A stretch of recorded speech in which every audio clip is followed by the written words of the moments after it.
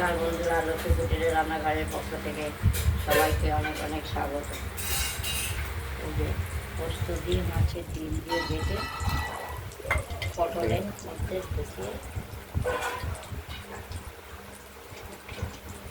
পটলকে চিড়ে আমরা এই মাছের ডিম এবং পোস্ত কাঁচা লঙ্কা বেটে এটা পুর হিসাবে ভরে দিচ্ছি, দিয়ে এটা কড়াইতে তেলে ভাজছি। একটা কথা বলেছিলেন, অতি ছোট ঘরে মেয়ে আনতেন। আমরা এইভাবে পুর ভরে ভরে পোস্ত এবং মাছের ডিমের বাটা শিলে বাটা পুরটা ভরে তেলের মধ্যে ভেজে নিচ্ছি।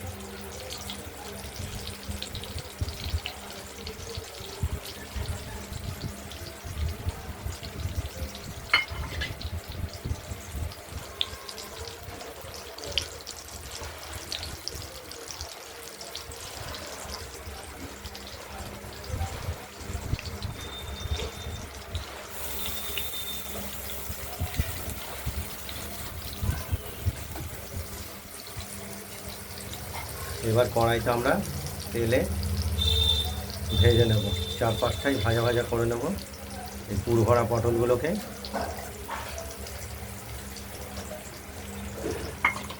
আমরা পটলগুলোকে প্রথমে এইভাবে সেদ্ধ করে নিয়েছি।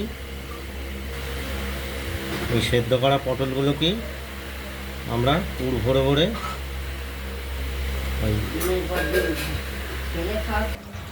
পটলগুলোকে এই ডিম আর পোস্ত কাঁচা লঙ্কা বাটার পুরগুলো ভরে ভাজছি।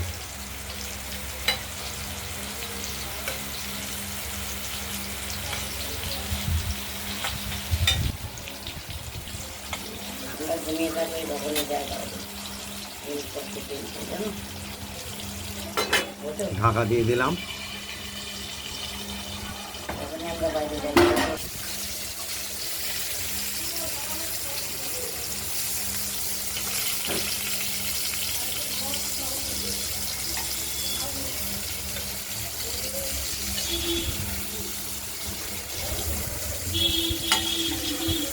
পটলগুলোকে আমরা 4-5টাই ভাবে ভেজে নেব।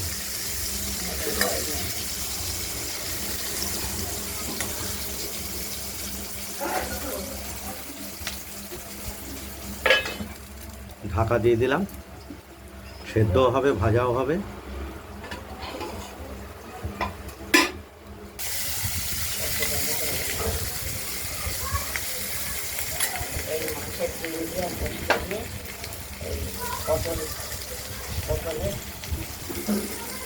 পটলের পেটে পুর ভরে ভালো করে ভেজে নেব।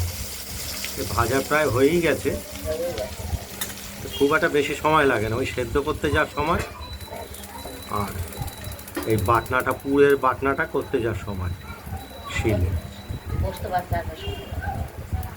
পোস্ত বাটা তো নরম জিনিস, তাই তো ছেলের বউ বাটতে পারে না। থাকুন ঢাকনা কিসের এত? ঢাকনা খোলা, ঢাকনা কিসের? ঢাকনাটা খুলে আমরা দেখি। পটলগুলো আমরা সুন্দরভাবে ভেজে নিলাম 4-5টায় লাল করে, একদম দারুণ একটা রেসিপি। এই ভিডিওটা যদি ভালো লাগে শেয়ার কমেন্ট করবেন। ভিডিওটা যদি ভালো লাগে শেয়ার করবেন, কমেন্ট করবেন। রান্না বান্নাটা যদি ভালো হয় সাবস্ক্রাইব করবেন। আজকের মতো এটা আমরা কড়াইতে রেখে দেবো।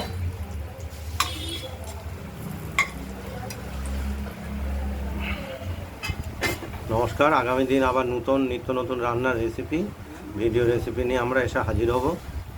এই পর্যন্তই।